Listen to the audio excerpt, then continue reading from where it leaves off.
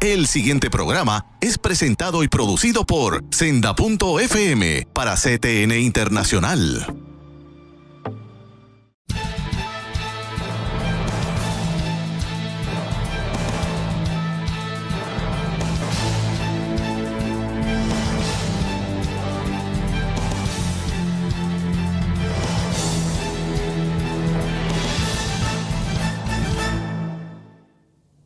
Saludos amigos de Alerta Cristiano, muy contento, bien alegre de estar con ustedes una semana más, sobre todo hoy, Viernes Santo, que este programa sale con un afecto especial de nuestra parte en un día tan importante para los cristianos. Y para nosotros hoy, señores, como para usted que es cristiano, que comparte nuestros valores, nuestros principios, vamos a aprovechar el día, aunque tenemos de invitado al hermano Samuel Sullivan, que anteriormente ya hemos grabado 2 programas con él sobre reflexiones teológicas, y como ustedes recordarán, en el primero y en el segundo programa ya veníamos tras una línea de temas. Hoy vamos a detener esas reflexiones, la línea que llevábamos, y nos vamos a dedicar a la teología de la Semana Santa. Vamos a aprovechar la ocasión y vamos a, primero que nada, a saludar al hermano Samuel Sullivan. Pastor, Dios le bendiga. Dios Bienvenido. te bendiga, Eduardo. Dios le bendiga a todos aquellos que nos escuchan este lindo día. Amén. Y la paz y la gracia del Cristo resucitado sea con cada uno de ustedes. Amén, y con usted también, pastor. Hermanos, queremos comenzar, como siempre lo hacemos, con una porción de la palabra. Le refiero a Isaías 53, 3, de versículo 3 al 8. Estoy leyendo de la Reina Valera de 1960.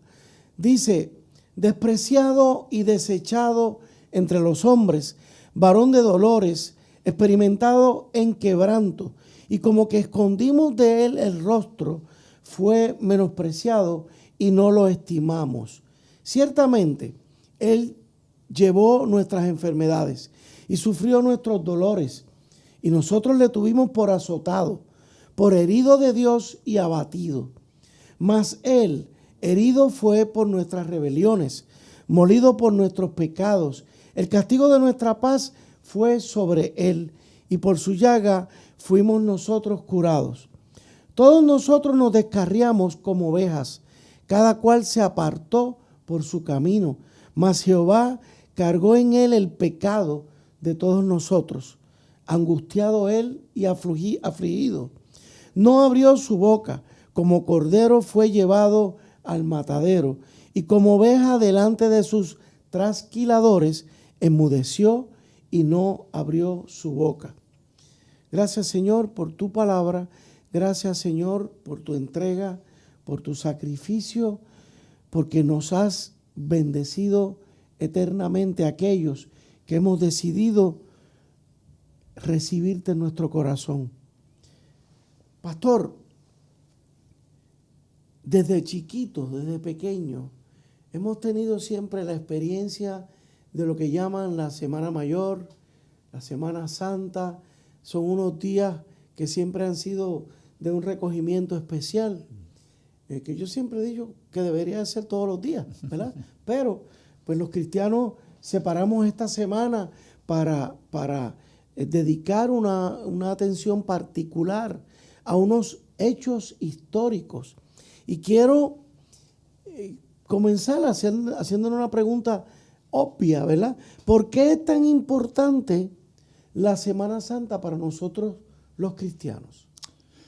Bueno, muy importante. Primero es que no es solamente un elemento de tradición religiosa. Ya creo que uno de los peligros, en mi opinión, ¿verdad?, es entender o reducir Semana Santa a simplemente un ejercicio religioso tradicional, sino que esa tradición, porque sí es una tradición, sí es una costumbre, pero es una costumbre que se fundamenta en unos hechos históricos, en unos hechos trascendentes, en sí que reflejan y marcan el evento que marca el evento de salvación, que como cristianos, cuando hablamos de Cristo, de Jesús, de la salvación, no estamos en sí, necesitamos volver a esa Semana Santa, en particular, porque la salvación se marca desde la encarnación de Juan 1.1, que el Verbo se hace carne, Juan 1.14, pero que a donde se realiza, donde se lleva a cabo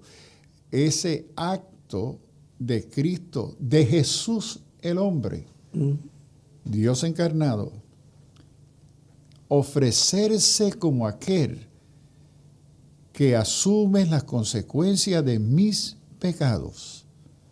Eso se llevó a cabo en esa Semana Santa, en ese Viernes Santo, en esa cruz. Jesús voluntariamente, intencionalmente, va a llevar a cabo en su muerte la transacción que hará posible nuestra salvación. Y lo que queremos compartir en este día es mirar un poco de forma más cercana qué es lo que transcurrió allí. ¿Cómo es que en su muerte, que en la muerte de este hombre llamado Jesús, se haya logrado la salvación de todos aquellos que que confíen en esa muerte, que no es solamente muerte de otro crucificado como los otros dos que estaban a su lado, que algo ocurrió trascendental, transformador, en la muerte de este Jesús, ese día, ese viernes, y se llama santo por la acción que Él llevó a cabo a tu favor, a mi favor y a favor del mundo.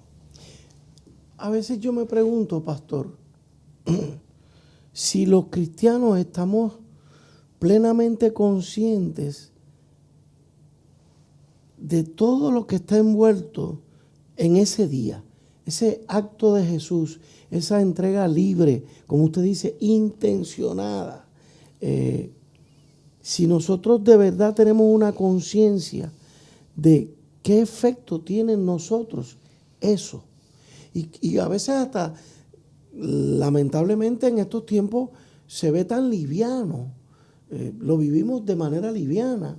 Esta semana, y me parece como que hemos perdido la perspectiva de cuán importante es esto que sucedió.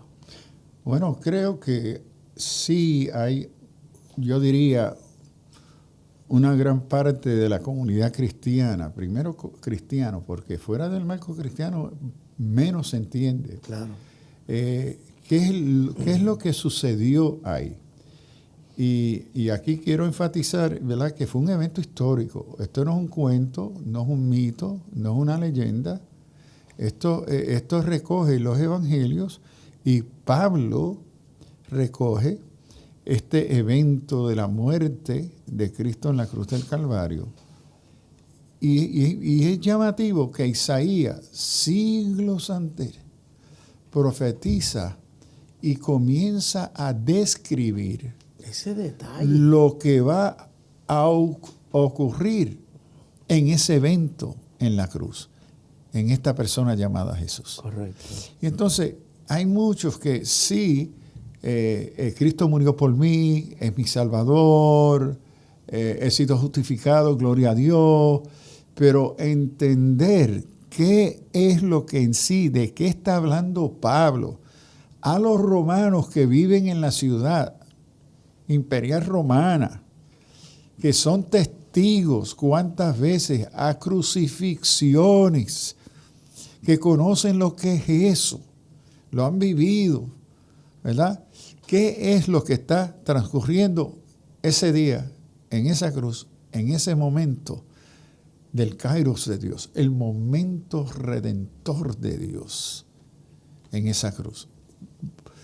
Lo tratamos típicamente por encimita, Y queremos en este día acercarnos un poco más para entender y apreciar, porque creo que a veces no apreciamos lo que Cristo ha hecho porque los desconocemos. No en sí entendemos qué en sí transcurrió allí por mí. Y entonces lo tengo como, que murió por mí, qué bien.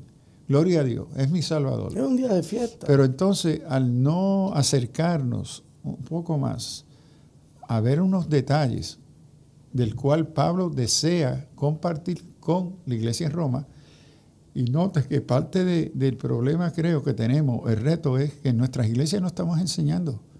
Lo que hacemos es nos pasamos cantando o predicando, pero no enseñando. Y aquí Pablo está como maestro apóstol, maestro a los gentiles. ¿Y quiénes somos nosotros los gentiles? ¿Y de quién Pablo ha sido asignado, enviado como apóstol? A ser el maestro, profeta, a nosotros y apóstol. Somos a nosotros. Entonces, le invitamos, ¿verdad?, a acompañarnos en mirar un poco más cerca qué es lo que está sucediendo. ¿Qué sucedió en ese evento, ese día en el Calvario? La figura de Jesús, ¿qué nos dice ese día, pastor? Porque lo hemos visto por 33 años, ¿verdad? En la Biblia relata unos eventos históricos que culminan, por así decirlo, ese día. Claro, sabemos que ocurrió después, pero cuando uno mira el evento en aquella sociedad donde habían esclavos, donde habían sacrificios, y entonces de repente vemos a un ser humano, a un Jesús siendo tratado como un cordero que va al matadero. En ese sistema legal, pastor, ¿qué había? Obviamente estoy pensando también en los judíos. ¿Qué había en esa mente para hacerlo, para castigarlo de esa forma? Bueno, primero, bajo ley romana de la época, era prohibido crucificar a un ciudadano romano. La crucifixión, que se cree que fue introducida por los persios, más tarde perfeccionado por los griegos, y los que se hicieron maestros de la crucifixión fueron los romanos, era solamente para los más viles criminales. Y entonces a Jesús se le va a aplicarle lo más horrible. Y era para avergonzarlo, para torturarlo. Esto es lo que le va a suceder a los que cuestionan o se oponen al poder romano. Correcto. Y esto era practicado a través de todo el imperio romano. Que en una ocasión Nerón en Roma, los historiadores nos dicen que crucificó en un día más de 5,000 personas. Correcto. Entonces, esto era una ocasión y esto ocurría... Era una práctica común. Y ocurría en los caminos más caminados. A donde hubiese más gente que sería lo en Plaza de las Américas, en Plaza del Sol, la era Playa como un Mayor. escarmiento. Exacto, porque era un tipo de terrorismo del Estado. Pero entonces vemos a unos judíos que llevan a Jesús valiéndose de ese sistema para que Jesús sea crucificado. No por delitos que él hubiera cometido frente al imperio, entiendo yo, sino porque él se había atrevido a desafiar el esquema judío. Es interesante que la primera ocasión fue religiosa, pero Pilato lo rechaza. Ajá. Porque no Dice, hay standing. Yo no he encontrado que este hombre... Pero entonces ellos se reúnen otra vez y la segunda acusación es política, es traición. Dice ser el rey de los judíos. Ahora. Entonces cambia el marco de acusación a donde Pilato, bajo ley romana, pueda atender el caso porque ahora es un caso de traición al Estado. Entonces hay una gran intencionalidad de lo que está pasando aquí. Esos días del juicio es interesantísimo. Uno ve los pasos, cómo Pilato quiso deshacerse de atender a este caso. Se lo quiere pasar a Agripa. Sí. ¿Ve? Y Agripa se lo manda para atrás. Y es decir, ¿qué es lo que está pasando ahí? Un tiempo bien, bien interesante, cómo los elementos religiosos y políticos de la época se están dando. Claro, sí. Amigos, hacemos una pausa y enseguida volvemos con ustedes. Alerta Cristiana.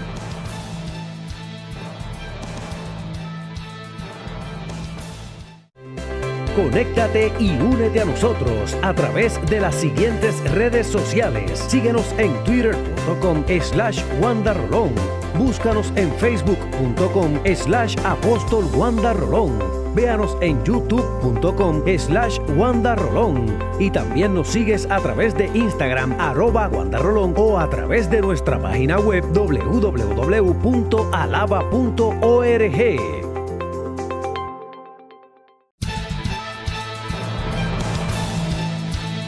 De regreso con ustedes, amigos de Alerta Cristiano. Pastor, Pablo habla de que hemos sido justificados. Ahí hay un concepto que envuelve muchas cosas. Unos piensan que, pues por la muerte de Cristo, eso me hizo justo. Piensan algunos. Hay otros que no entienden el concepto de justificación. ¿Qué usted nos puede decir sobre eso? Bueno, yo quisiera referirme a Pablo mismo. Pablo, escribiendo la carta a los cristianos en Roma, él tiene planes de ir a Roma, conocerlo. Él no conocía a los hermanos de la iglesia en Roma cuando escribe la carta. Y su carta es una carta pedagógica, una carta de instrucción, queriendo decirle, mire, esta es la fe que predicamos. Ustedes necesitan entender qué es nuestra fe. Y ahí entonces, entre las cosas extraordinarias que él comparte, que es el corazón de la fe cristiana, escribiendo a los Romanos capítulo 3, 22 al 24, dice que la justicia de Dios por medio de la fe en Jesucristo, para todos los que creen en Él, porque no hay diferencia, porque todos pecaron y están destituidos de la gloria de Dios, y son o hemos sido justificados gratuitamente por su gracia, mediante la redención que es en Cristo Jesús. Wow, hay demasiado, pastor. Exacto. Entonces, miremos primero el supuesto, que todos somos pecadores. Ahora, este supuesto es contrario al supuesto antropológico moderno, humanista, psicológico, de la psicología moderna, porque nos definen como buenos. Como buenos. Pero la muerte en cruz requiere o asume la condición pecaminosa de la humanidad. Dios lo crea bueno con capacidades para el bien y para el mal. Pero entonces se marca la humanidad por su pecado, no solamente por su bien, pero lo que necesita resolverse es la condición de pecado. Correcto. Y entonces la respuesta de Pablo, que él va a resaltar, es que Jesús, que hemos sido o siendo justificados gratuitamente por su gracia. Aquí Pablo va a acudir a un sistema, a un concepto legal romano de los primeros siglos. El concepto de justificación, esto es justificación, lo que se llama justificación forense. En este concepto legal se va a mirar a la evidencia. ¿Qué hay ahí? Forense tiene que ver con lo que está, correcto, con lo que se considera que está ahí. Entonces, Pablo nos va a decir que una acción justificadora se ha llevado a cabo. Ahora, ¿qué es esta acción justificadora? En la época de Pablo, y aquí los romanos entienden esto es ley romana. Entonces, en ese contexto, se presentaba el acusado ante el juez, se le presentaba toda la evidencia contra el acusado. Y entonces, cuando se va a desempeñar la sentencia, que en este caso se encuentra culpable, la sentencia será muerte, la ley romana tenía provisión de la persona a ser condenada, podía introducir un sustituto, un apolutrosis. Y los esclavos estaban donde quiera, especialmente si uno era una persona de medios, podía comprar o traer uno de sus propios esclavos. Y en el día de su condena se introducía el esclavo como un sustituto al acusado. Entonces, ahora, ese sustituto apolutrosis tenía que ser aceptado por el acusado, porque habían casos que podía venir un pariente, una madre, y decir, yo estoy dispuesto a tomar el lugar de mi hijo. No me maten el hijo, mátenme a mí. No, yo no acepto esa apolutrosis. Entonces se presentaba este esclavo, y típicamente ese esclavo le costaba mucho dinero al que él tenía que comprarlo. Correcto. ¿Okay?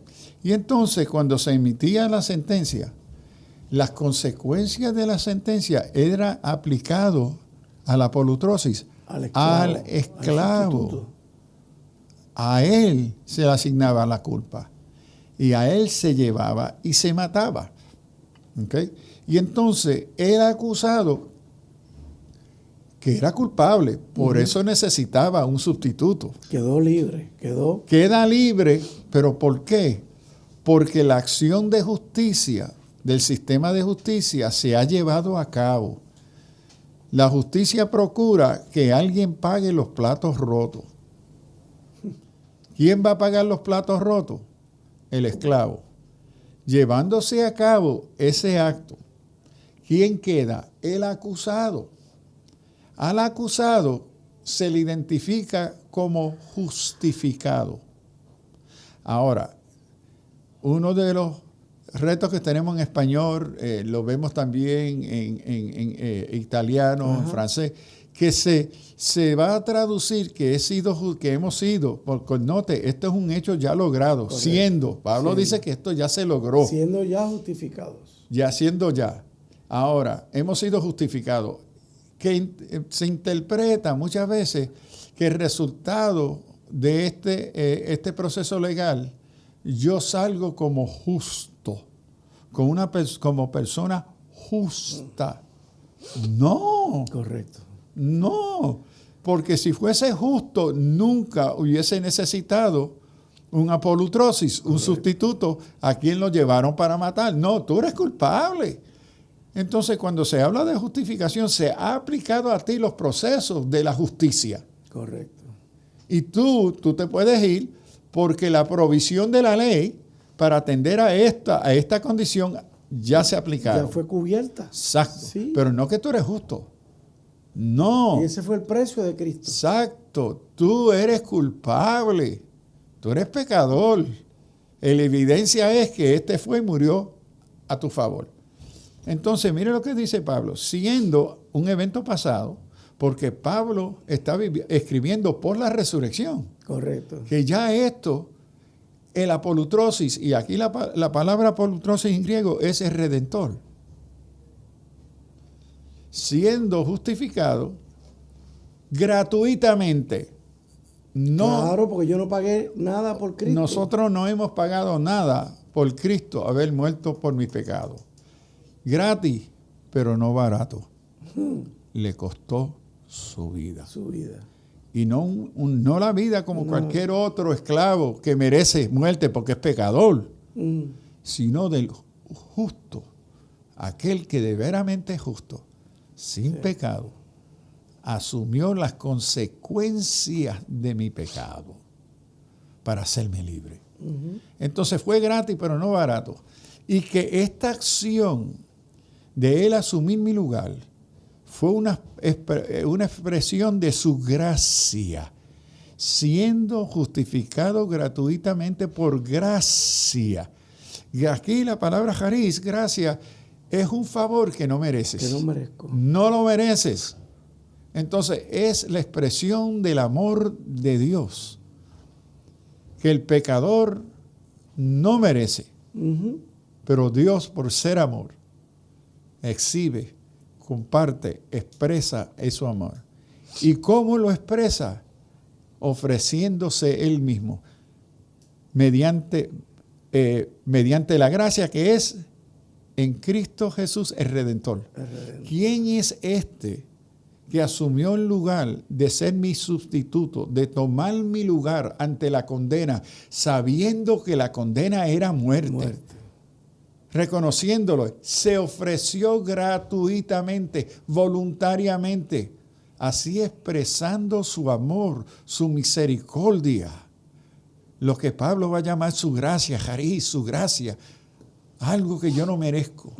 Y que el Redentor, el que llevó a cabo esta acción histórica, no mitológica, no ficción, ¿verdad? No metáfora, no símbolo, la acción de él voluntariamente, intencionalmente, concienzudamente, él dio su vida.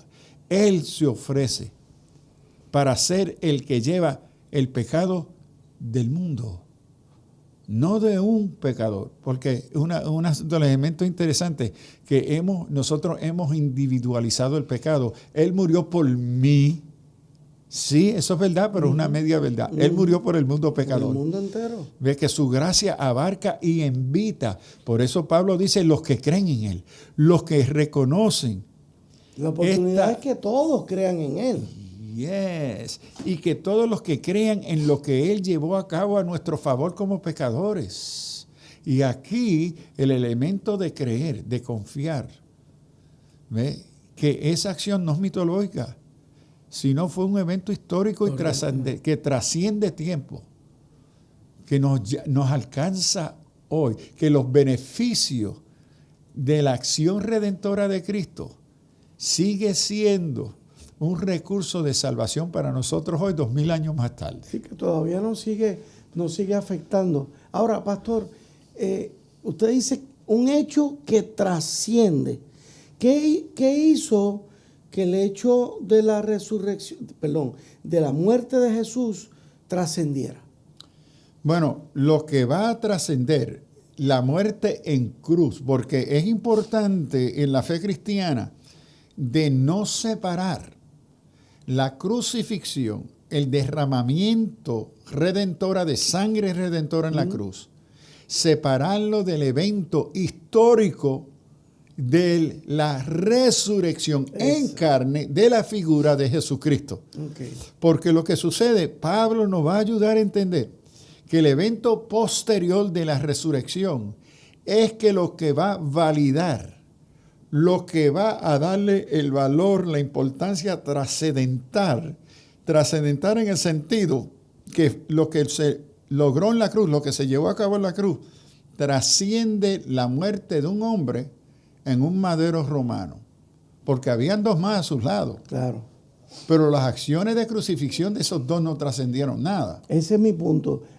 Nos queda poco tiempo en este segmento, pero esto es tan importante, pastor, que lo he leído, lo he visto, lo he meditado. Si Jesús no hubiera resucitado, nuestra fe sería nula. Vana, dice Pablo a los Corintios. Hubiera sucedido lo mismo que los dos que murieron crucificados al lado de él. ¿Qué se ha dicho después de aquellos dos? Por eso, ¿por qué? ¿Qué sucedió que llevó al gobierno romano, al Sanedrín, a preguntarse quién es este hombre? Correcto. A los mismos soldados. ¿Qué es? Porque no hicieron estas preguntas en relación a los otros dos. Correcto. ¿Por qué nos interesó cuándo él nació? ¿A dónde nació? ¿Quién fue su padre? ¿Quiénes fueron sus hermanos? ¿A dónde vivió? Correcto. ¿Qué hizo? Porque nada de eso nos interesó de los otros dos. Correcto. Es el evento de la resurrección que entonces nos lleva a preguntarnos, espérate, ¿quién fue este hombre? Correcto. Que llevó a cabo, que se levantó de los muertos? Y es esa acción posterior a la muerte que va a tener un impacto trascendental sobre el evento anterior de la cruz. A eso se le llama un evento proléptico. Una acción posterior que va a impactar un evento anterior. Okay. Vamos a terminar este segmento. Amigo, este hilo se torna muy interesante. Usted y yo somos cristianos, amigos, y tenemos que reflexionar profundamente en estos eventos. No porque fueron históricos, sino porque trascendieron. Así que nos despedimos de este segmento y enseguida regresamos. Alerta Cristiana.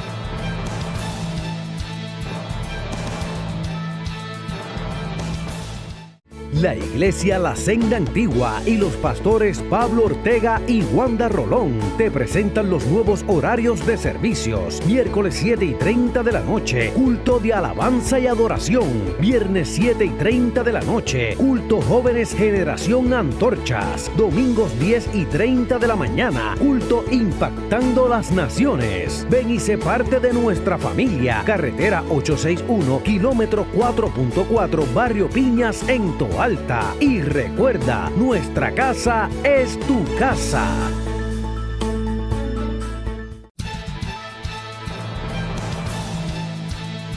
De regreso con ustedes, amigos, Pastor, usted usó una palabra ahí de domingo. Elemento proléptico. ¿Qué hace que un suceso sea proléptico? El llamarse proléptico lo que indica que hubo primero un evento anterior. Puede ser importante. Puede ser importante como puede ser un hecho común y corriente. Exacto. Pero lo que le va a dar mayor valor a ese evento anterior va a ser unas acciones posteriores. Por ejemplo, una acción pasada, estudié, me preparé. Resultado, pasé el examen. ¿Qué sucede? Lo que va a transformar y le va a dar valor a lo que estudiaste es que recibiste una A. Correcto. Porque es el evento de recibir la A, es lo que va a fortalecer y reconocer el valor y el sacrificio que hiciste. ¿Ves? Fueron estas consecuencias. Entonces, la resurrección corporal de Jesucristo es lo que va a vindicar, es lo que va a resaltar qué sucedió, quién murió en esta cruz, no en las otras dos, en esta cruz, qué ocurrió ahí. Murió aquel que decía que él era el Hijo de Dios, murió aquel que estuvo predicando, murió aquel que hizo milagros. Murió aquel que se decía ser el Mesías y ustedes lo rechazaron. Correcto. Murió aquel que se llamaba Hijo de Dios, que ustedes no creían que era divino, pero ahora su poder sobre la muerte, oh muerte, ¿a dónde está tu aguijón? Y sepulcro tu victoria. Es decir, se confirma aquello que afirmó ser quien él era, el verbo hecho carne, el Dios con nosotros, se va a confirmar en el hecho histórico de su resurrección. Eso es lo que le va a dar valor a la sangre derramada en el Calvario. Es aquello que Juan, el Bautista, anticipa. He ahí el Cordero de Dios que quita el pecado del mundo. Porque la paga del pecado es muerte. Y según la estructura levítica, no hay perdón de pecado sin el derramamiento de sangre. Todo eso que se anticipaba, que se compartía en la ley de Moisés, a la cual él vino a cumplir, el comprobante de ella cumplirse se encuentra en el evento singular de la resurrección. Ahora, aquí necesito también resaltar, los evangelios nos registran que cuando Él resucitó, las tumbas fueron abridas y otros resucitaron también. Ellos no resucitaron, ellos volvieron a vida, se levantaron de los muertos.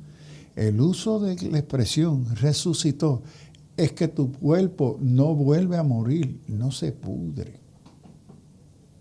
Lázaro fue levantado de los muertos, él tuvo que morir.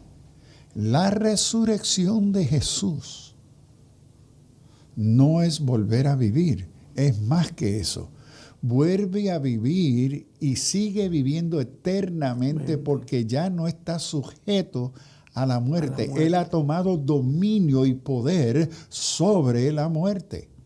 Esto es lo que Pablo está planteando. Y eso es lo que nos tiene prometido a nosotros. Exacto, porque nosotros también seremos aquellos que mueren justos en Cristo, serán resucitados primero, porque no volverán a morir.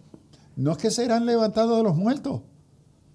Estas son dos categorías muy distintas. Muy distintas. Y aquí Cristo es levantado, resucitado, para no volver a estar sujeto al poder de la muerte, sino vence y toma poder, dominio sobre la muerte.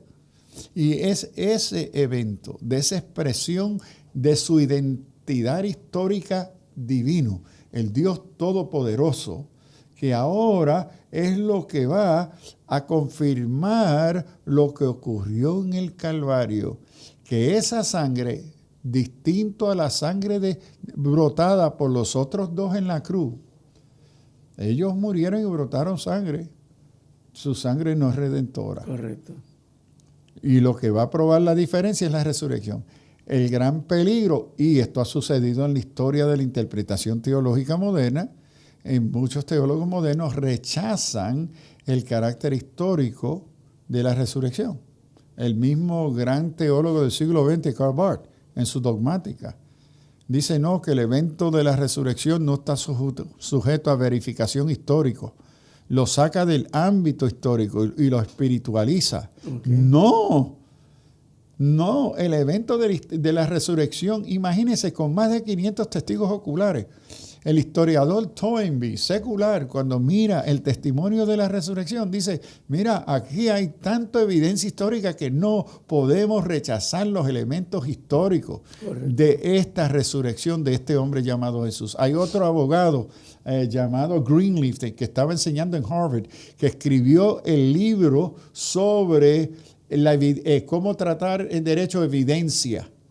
Y él escribió la obra clásica sobre evidencia en la Escuela de Derecho en Harvard.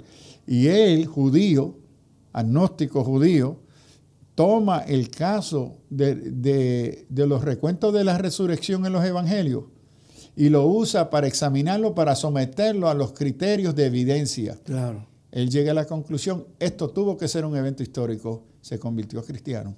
Sí. Como resultado de examinar la evidencia histórica del evento. Entonces, triste cuando teólogos destruyen la base de la fe cristiana.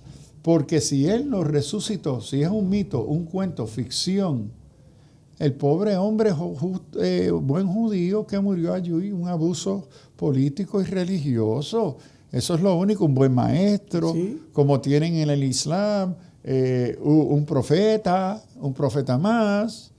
Pero lo que le va a dar la base, el fundamento de su identidad redentora, salvador divino, es la resurrección. Entonces, es la resurrección. ¿Y qué sucede? Que cuando contemplamos y llegamos a entender un poco mejor, creo yo,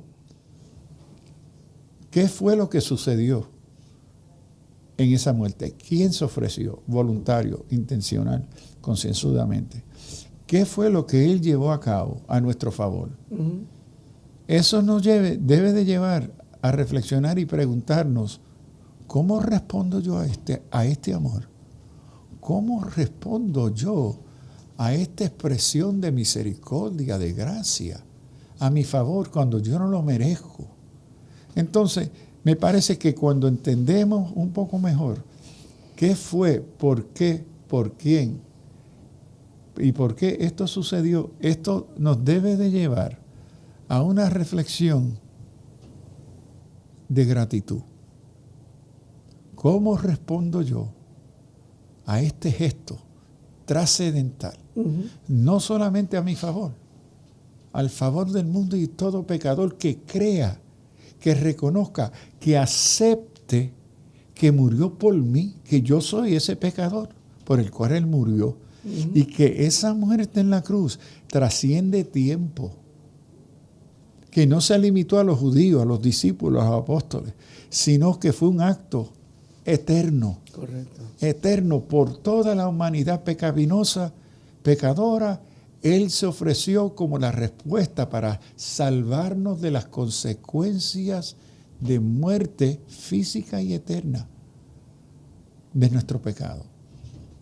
Entonces, ¿cómo respondo yo a esta gracia inmerecida? Fíjese, pastor, usted hablando de esto me viró y regresé a los días después de la crucifixión. Lo triste, lo defraudados, lo down que se sentían los apóstoles, estaban atemorizados, estaban huyendo. Por sus propias vidas. Ajá. Yo me pregunto, a lo mejor yo hubiera reaccionado igual. ¡Wow! Se me fue el maestro, se me murió. ¿Dónde está? Pero el Hijo de Dios decía que el Padre me había enviado. ¿Y qué pasó? Y es interesante cuando vienen las mujeres y se lo dicen a los discípulos. La respuesta en griego es, nos vienen con cuentos de hada. Ellos rechazan la resurrección. Es decir, y es lo esperado, que tú me quieres decir que un hombre se puede levantar de los muertos. Por favor, dale ese cuento a otro. Entonces la reacción... Pero también lo comento, pastor, porque a veces, no sé, yo veo, ¿verdad? Me veo a mí y veo a mis hermanos cristianos que a veces vivimos o actuamos como esos pastores, como esos apóstoles incrédulos que estaban defraudados. O sea, ¿dónde está nuestra vida? ¿Dónde están nuestras acciones? ¿Cuán fuerte actúa el hombre cristiano hoy en nuestra sociedad? ¿O cuán débil? Entonces parecemos a veces como si Cristo no hubiera resucitado. Cuando ese es el kit, ¿cómo es? Esa es la clave, el fundamento de mi fe. Si Él resucitó, Él tiene dominio sobre la vida, sobre la muerte. Entonces yo parezco a veces más muerto que vivo.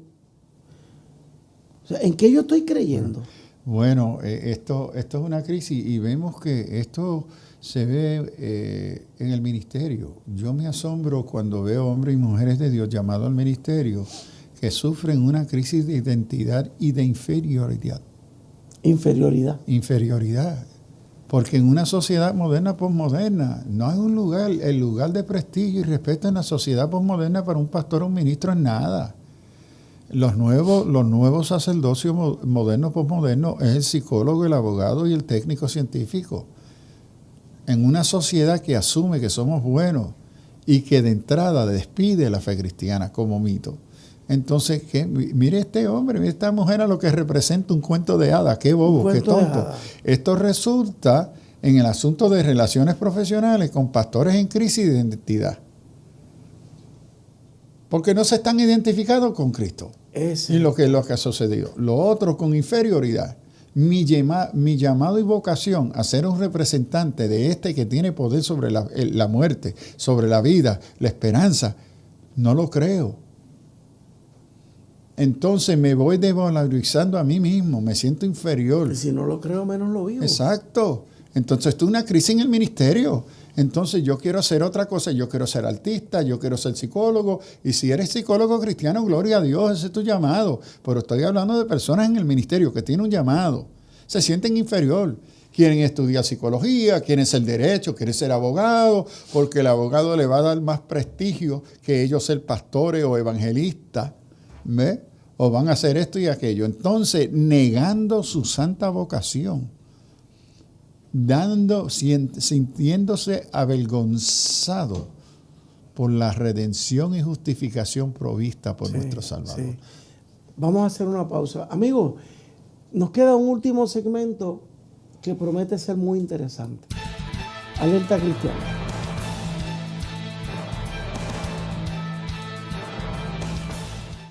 La Iglesia La Senda Antigua y los pastores Pablo Ortega y Wanda Rolón te presentan los nuevos horarios de servicios. Miércoles 7:30 de la noche, culto de alabanza y adoración. Viernes 7:30 de la noche, culto jóvenes generación antorchas. Domingos 10:30 de la mañana, culto impactando las naciones. Ven y sé parte de nuestra familia. Carretera 861, kilómetro 4.4, Barrio Piñas en Toalta.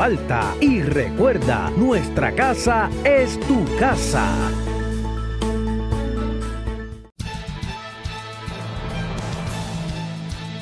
Amigos, de nuevo con ustedes en el cuarto y último segmento de este programa donde nos hemos dedicado con el pastor Samuel Sullivan a la teología de la Semana Santa. Y estábamos en un punto que para mí es clave. Pastor, ¿cómo yo respondo a esta redención, a esta justificación que Cristo logró a mi favor? Sí, Pablo me parece va a responder a esa pregunta bajo el tema de santidad. Santidad es un reclamo bíblico, nuevo, Antiguo Testamento y Nuevo, del Señor, de este que muere a mi favor, que me justifica. Exige de aquellos que han sido justificados que se comportan, que sean obedientes a el modelo y los deseos de aquel que murió a su favor. Perdóneme, pastor. usted usó la palabra que exige. Sí, porque sin santidad nadie verá al Señor. Por eso, pero voy al punto de exige. A veces los seres humanos se nos resulta tan difícil cuando alguien nos exige. Porque es una imposición. Ajá. Pero si yo estoy agradecido. Ya es otro 20 pesos. Oiga, porque el agradecimiento no es una imposición. Coge el ejemplo de un hijo con una madre. Yo estoy 100% agradecido de mi madre. ¿Usted se cree que yo voy a sentir que yo tengo exigencia hacia brindarle a mi madre agradecimiento? Eso me sale. Entonces, un cristiano que siente que ha sido redimido y justificado por Cristo, por gracia, a mí me van a exigir que yo sea agradecido. Bueno, aquí, eso me deben hacer. Bueno, por eso es que la santidad, a mi entender, no debe separarse de la redención y la justificación logrado a mi favor, yo siendo pecador. Es decir, gracia es un favor que yo no merezco. Ante esa realidad, cuando yo la reconozco, digo, wow, ¿qué debe ser mi respuesta? Lo que se espera de mí, entonces no es exigencia. Yo respondo a esa expectativa por agradecimiento. Eso, libre. Estoy libre, entonces no es yugo, no es ley, no es fundamentalismo, no es legalismo. Esos conceptos han destruido el concepto bíblico de santidad. Correcto. La santidad del creyente es mi respuesta voluntaria, concienzuda, en agradecimiento a la gracia que se me ha extendido por la muerte redentora y justificadora de mi Señor. No es un cualquiera, Él es mi Señor. Y en confesar que Él es mi Cristo, porque mi Cristo es mi Salvador. Correcto. No solamente es mi Jesús, que es mi Señor, es mi Cristo. Entonces, ¿cómo yo respondo a este acto, a esta acción de amor y perdón y esperanza? Cuando entiendo lo que se hizo a mi favor gratuitamente, lo que debemos responder es en gratitud. Entonces la gratitud no es una imposición. La gratitud es un motor interno que me mueve, que me motiva, que me dirige, que no es yugo. Y no quiere decir que no me voy a sacrificar. Claro. Y que no van a... Sí, van a haber sacrificios. Y si es yugo, va a ser liviano. Yes. Porque esa gratitud me lleva a ¿cómo es? A vivirlo todo en Él. Porque estoy motivado. Y no solamente motivado, porque aquí tenemos que seguir entonces con Pablo y el Espíritu Santo. Porque el que me va a acompañar, el paracleto, el otro consolador, el que me va a capacitar, que me va a orientar, que me va a ayudar en esa respuesta de gratitud, sí, la que me va a ayudar a entenderla y vivirla, no lo hago solo, lo hago por el otro consolador. Acompañado y capacitado. Y en toda mi debilidad me hago fuerte. Él me hace fuerte en mi debilidad. Eso, en Él. Sí. Entonces, el Espíritu Santo me ayuda, me capacita, me da un poder que yo nunca he tenido. Yes. Y eso, a veces yo siento, pastor, que hemos perdido esa perspectiva del poder que Dios nos brinda. No que somos dioses, sino que somos hombres débiles, capacitados por un poder superior a nosotros. Y aquí creo que parte del problema que tenemos es cómo se está interpretando poder. Ajá. Porque típicamente Ayúdeme en nuestra ahí. interpretación bíblica estamos utilizando el concepto de poder que se da en el Antiguo Testamento de Ruach. Ajá. Entonces hay una descontinuidad en el Nuevo Testamento con el Espíritu. En el Antiguo Testamento el Espíritu Santo es un poder, una fuerza, una energía, un aliento, un viento, una influencia. Ajá. Cuando pasamos al Nuevo, eso cambia fundamentalmente. Hay una descontinuidad neumatológica de la doctrina del Espíritu Santo. Jesús le dice, yo voy a enviar otro consolador, Alon Paracleto. El otro es otra persona, igual conmigo. Entonces el que viene no es un viento, no es un poder, no es una energía. Y la palabra que se usa cuando uno lo mira cuidadosamente, de carisma, energúmaton y otro, es una capacitación. ¿Por qué? Porque el que nos acompaña es una persona, por eso se le puede contristar, se le puede mentir, se le puede resistir, se le puede blasfemar, porque es persona, no es poder, energía, viento, aliento o influencia, como en el Antiguo Testamento. Se está blasfemando contra una persona, se está hiriendo, ofendiendo, entristeciendo, resistiendo a una persona. Y Jesús lo presenta como el otro paracaleo, el otro paracleto consolador que me va a acompañar. Y aquí la palabra paracaleo es un tutor, un maestro, un acompañante, un orientador, un capacitador. Entonces viene el Espíritu Santo a capacitarme para vivir en agradecimiento, para hacerme consciente de lo que Cristo ha hecho, que me fortalece y me ayuda en ese deseo, porque aquí la palabra santidad del griego agios es la decisión conscientuda de yo asumir unas posturas y llevar a cabo unas decisiones. Correcto. A eso es lo que quiere decir santidad en sí. Ajá. Entonces, ese deseo, esa necesidad, ese propósito de vivir agradecido, capacitado por el Espíritu Santo, ¿y qué me ayuda? ¿A dónde encuentro yo orientación para saber qué es el deseo de Dios? En las Escrituras. En las Escrituras ya se ha revelado qué es el deseo de Dios para nosotros, que es aquello que refleja nuestra gratitud hacia lo que Él ha hecho, que es el reflejo de mi obediencia, está en la Escritura. ¿Y quién me va a ser maestro de esa Escritura? El Espíritu Santo, el autor. ¿Quién me va a iluminar esa verdad? El Espíritu Santo. ¿Quién me va a capacitar para poder vivirlo, tener la intención? El Espíritu Santo. Entonces, todo esto va acompañado. Claro, claro. Esa es la consecuencia de la redención y la justificación. Hasta que no veamos eso, pues vamos a hacer, como usted decía, Walking Dead. Sí. Consecuencia y expectativa. Porque cuando lo acepto, las consecuencias son justificación y salvación. Claro. La expectativa es vivir en santidad y agradecimiento. Pastor, pero hay consecuencias. Se nos acaba el tiempo y lo invito a que despida el programa, le comunique a nuestros hermanos un mensaje en este día, en esta ocasión.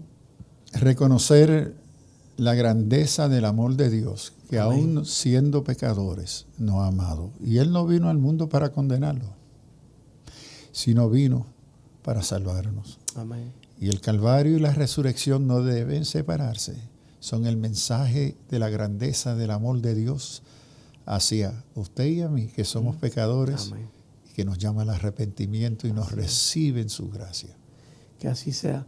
Hermanos, en este día les invitamos a que profundicemos en esos hechos históricos, pero que hoy repercuten en cada vida, en cada uno de nosotros, y sobre todo que como iglesia sepamos que en Él es que está el verdadero poder. En Él es que la iglesia se santifica y cada uno de nosotros. Que Dios les bendiga, hermanos. Gracias, pastor. Alerta Cristiana.